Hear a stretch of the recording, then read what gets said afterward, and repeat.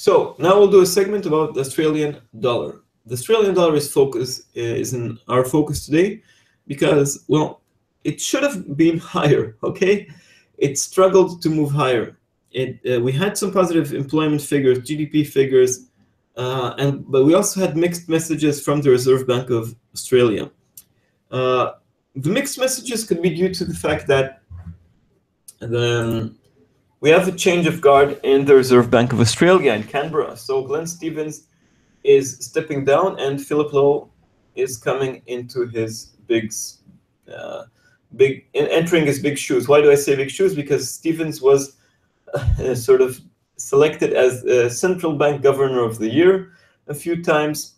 Sound economy, sound monetary policy, but the messages for the future are unclear. So his successor is someone from within the bank. It should provide continuity, but we're unsure if, on one hand, they're happy with the transition from depending on mining to domestic activity or not, and what they think about housing. In any case, what we're seeing in recent weeks, and I think this trend will continue, that there is a bit more of a detachment between, from Chinese data and the Australian dollar. So the Australian dollar is a bit less sensitive.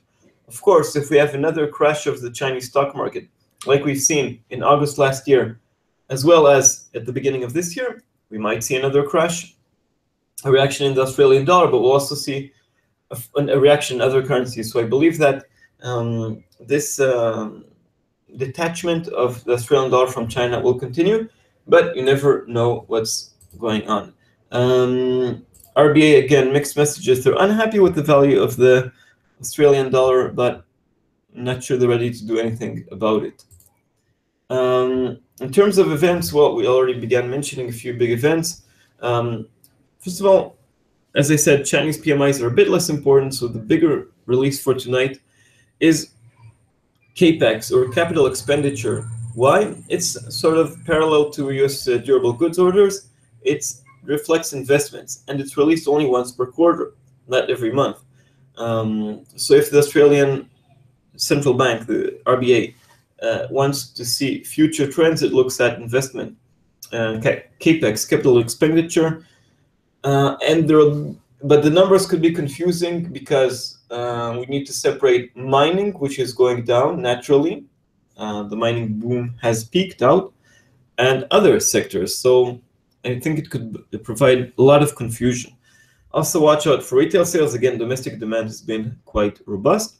Chinese PMIs, watch out for the more important independent one. It has improved, but now it's flirting with the 50 number. 50 separates growth and contraction, so let's see if it falls under 50. My general bias on the Aussie is that it's going down, not only because of the strength of the greenback, but it has been unable to rise, and therefore what cannot come up must come down. In any case, next week we have Australian company profits and the ANZ jobs figure. It's sort of, private sector indicator. And another thing to watch out for, we talked about transition in Australia. We also want to see a transition in China. We'll see that in the services PMI to see if China is moving from investment and manufacturing to services and consumption. But the really big event comes on Tuesday. We have warm up with the current account, but then we have a rate decision. So rates have been cut in Australia this year. This time, no change is expected. But it will be interesting to watch what they talk about. I think they'll, on one hand, there still is some kind of a housing boom and potentially bust, especially in Sydney, and maybe they'll introduce more macroprudential tools to limit demand higher down payments, and perhaps, and as usual, they'll worry about the exchange rate. If they introduce more measures regarding housing, that means that they can cut the interest rate, because if you find other ways to curb the housing boom, not interest rates, you can cut interest rates. In many cases, interest rates are raised in order to choke out the housing market. So they might do other stuff. And if they do that, that opens the door for more rate cuts in the future. So I would watch out for that as well. And they'll try to talk down the Australian dollar, but they've proved themselves a bit weak. Well, all the central banks have somehow lost their magic.